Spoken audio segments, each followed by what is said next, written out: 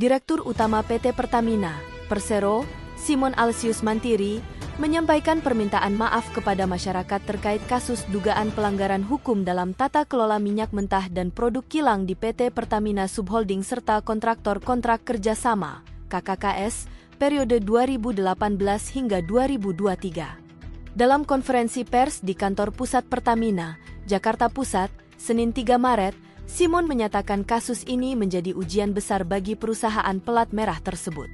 Ia juga mengapresiasi langkah Kejaksaan Agung dalam mengusut kasus ini. Pada kesempatan ini, saya Simon Alsius Mantiri sebagai Direktur Utama Pertamina menyampaikan permohonan maaf sebesar-besarnya kepada seluruh rakyat Indonesia atas peristiwa yang terjadi beberapa hari terakhir. Ini peristiwa yang memukul kita semua, menyedihkan juga bagi kami, dan tentunya ini adalah salah satu ujian besar yang dihadapi Pertamina.